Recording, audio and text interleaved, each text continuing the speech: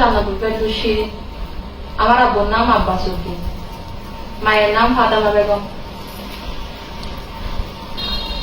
আমি জুবাইরকে ভালোবাসি, সেজন্য আমার ইচ্ছে মতো আমি ওকে বিয়ে করছি। ও আমাকে কোনো ঠিকঠাক করে নিয়ে আসেনি। আমি সকালে নামাজ পড়ে উঠে প্রায় 7টা হয়েছে, ওকে কল দিছি। ওকে কল দেওয়ার পর ও রিসিভ করছে। আমি বলতেছি তুমি কোথায়? ও বলতেছে আমি তো ঘুমে। আমি বলতেছি আমি আসতেছি। ও বলতেছে তুমি কি জন্য আসতেছ? আমি বলতেছি আমি তোমার সাথে চলে যাও। আচ্ছা ঠিক আছে, তুমি যদি আমার সাথে চলে যাও তুমি এই আমাদের এখানে চলে আসো, ওদের বাসার সামনে একটা পুকুর আছে, এখানে চলে আসো, এরকম বলছে। আমি বলতেছি আচ্ছা সমস্যা নেই, আমি আসতেছি, তুমি এখানে দাঁড়াও, এরকম বলছি। তারপর আমি ওখানে চলে গেছি সকালে 7টা হয়েছে। চলে যাওয়ার পর এখানে আমি দাঁড়িয়ে থাকছি। দাঁড়িয়ে থাকার পর ও কিছুক্ষণ পর আসছে। আসার পর আমি ওকে নিয়ে ওদের বাসায় চলে যাই। ওদের বাসায় চলে যাওয়ার পর এখানে আমরা কিছুক্ষণ বসছিলাম, নাস্তা করছি। নাস্তা করার পরে গাড়ি আনছি। গাড়ি এনে এখান থেকে চিটাগং চলে আসছি। কিন্তু আমার বয়স, আমার আব্বু বলতেছে আমার বয়স নাকি 14 বছর। আমার বয়স তো 14 বছর না, আমার বয়স 19 বছর 6 মাস হয়েছে। আমার জন্ম নিবন্ধন তোলা হয়নি। তোলা না হলেও কিন্তু আপনারা আমি মাদ্রাসায় পড়ছি, মাদ্রাসায় ওখানে খুঁজে দেখলে আমার পেয়ে যাবেন বয়স কত হয়েছে। এখন আমরা স্বামী স্ত্রী হয়ে গেছি। ওকে বলছি আমাকে যত টাকা কামিন দিতে বল, আমি বলছি অতটুকু দিছে। আর ও আসার সময় আমার জন্য স্বর্ণ নিয়ে আসছে 5 ভরি। ওটাই নিয়ে আমি খুশি। আপনারা এরকম করিয়েন না। আমার বোঝার মতো আমার সবকিছু হয়েছে। আমি ইচ্ছাকৃত ভাবে ওকে বিয়ে করছি। যে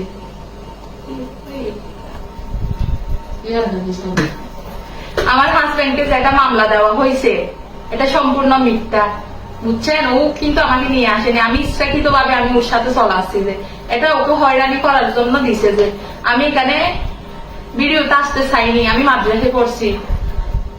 আমার আব্বু আমার ছবি শুদ্ধ নিয়ে, আমার ফ্যামিলির লোক আর কি, ওরা সবাই আমার ছবি শুদ্ধ দিয়ে মানে ফেসবুকে ছাড়ছে আমি নাকি কিডন্যাপ হয়েছি, এরকম বলে।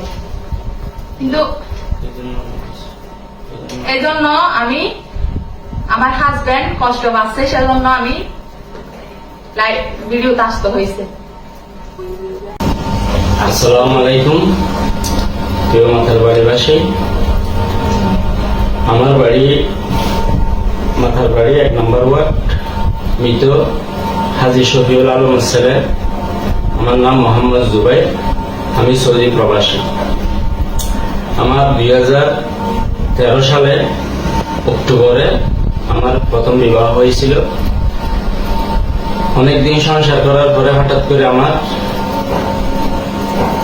স্ত্রীর ক্যান্সার ধরা পড়ে। ওই অসুস্থ হওয়ার পরে উনি মৃত্যুবরণ করে। পরবর্তীতে আমরা সবাই শোকাহত। তখন আমি বিভিন্ন পেশারে ছিলাম, তখন বিবাহ হয় নাই। উনি মৃত্যুর আগে আমাকে শপথ করাইছিল, বলছিল আমাকে একটা ওয়াদা করো, আমার স্মৃতি ধরে রাখার জন্য আমার ছোট বোনকে তুমি বিবাহ করবা কিনা, যদি উনি রাজি থাকে। তখন আমি বলছিলাম হ্যাঁ ঠিক আছে, সমস্যা নাই, এটা পরে দেখা যাবে। তখন আমি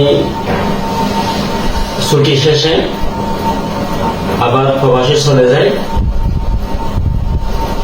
পরবর্তীতে আমার শালিকার আমার স্ত্রী জান্নাতুল ফেরদৌসীর সাথে মাঝে মধ্যে যোগাযোগ হতো। তখন এক সময় উনি বলতেছে, আমি কোনো কিছু বলি নাই, উনি বলতেছে ওনার বোন ওনাকে বলছিল, মানে আমি অনেক প্রশংসা করছিল ওনার কাছে, মানে যদি ওনার মৃত্যু হয় তুই ওকে বিবাহ করিস।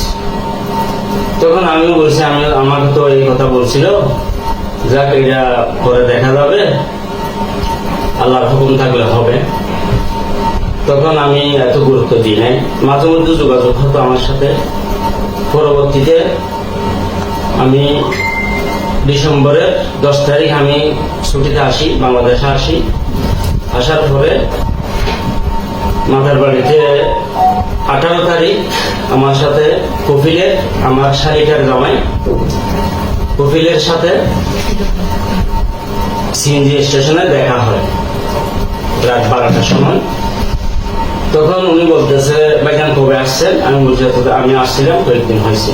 তখন উনি বলতেছে, ওই সেদিন তো আমাকে বলছে তো উনি নাকি তোমাকে অনেক পছন্দ করে, ভালোবাসে, উনি তোমাকে ছাড়া বাঁচবে না, উনি বিবাহ করবে। তখন আমি বলছি, ওনার সাথে আমার যোগাযোগ হয় না, দেখা যাক পরে বিষয়টা। তখন উনি বলতেছে, আমি রাত্রে সিম আর মোবাইল ওনাকে দিয়ে আসবো, উনি আপনার সাথে যোগাযোগ করবেন। তখন আমি ঠিক আছে। তখন আমি বাড়িতে চলে যাই। রাত 2টার দিকে উনি আমাকে ফোন দেয়, বলতেছে, আমি শিরিন, আপনি কবে আসছেন? আমি বলছি, আমি 1 সপ্তাহ হয়েছে। তখন বলতেছে, আমি সকালে আপনার বাড়িতে আসবো, আপনি রাজি তো? আমি কি বলো? আমি পরে কথা বলবো, এখন কথা বলা যাচ্ছে না। পরে সকালবেলায় মানে সকাল 6:30টার দিকে উনি আমাকে ফোন দিয়ে বলে, আমি তোমার বাড়ির কাছাকাছি আসছি, তুমি একটু বাহির হও। তখন আমি তাড়াহুড়া করে বাহির হলাম। বাহির হয়ে দেখতেছি আমি সামনের দিকে আসতেছি, একটা পুকুর পাড়ে আমাদের দেখা হয়। উনি বলতেছে, আমি তোমার বাড়িতে যাচ্ছি, নিয়ে যাবা না? আমি বলি, ঠিক আছে, আসো। তো আমি বাড়িতে নিয়ে যাই। নিয়ে যাওয়ার পরে বাড়ির সবার সাথে দেখা হলো, কথাবার্তা বললো আমার সাথে। তো উনি বলতেছে, আমি বিবাহ যদি না করেন আমি এখান থেকে যাব না, আমি এখান থেকে আমার মরা লাগছে। তখন আমি বাধ্য হয়ে, ঠিক আছে, বাড়ির সবাই বলতেছে, ওকে নিয়ে যা। এখন মন থাকলে আবার বাড়ির লোকজন ঝামেলা করবে, একটু বাহিরে চলে যাবো। তখন আমি ওনাকে নিয়ে আমি সিটাগঞ্জ চলে আসি। তো আমাদের 23 তারিখে না 22 তারিখে আমাদের বিবাহ হয়। আমাদের 22 তারিখ আমাদের বিবাহ হয়। বিবাহ সম্পন্ন হয়েছে, ধর্ম সম্পন্ন কিছু দিয়ে আমি ওনার সম্মান মতো ওনাকে সম্মান দিয়ে আমি ওনাকে বিবাহ করছি। উনি এখন আমার স্ত্রী। বাকিটা ওনার মুখ থেকে আপনারা শুনুন। আসসালামু আলাইকুম।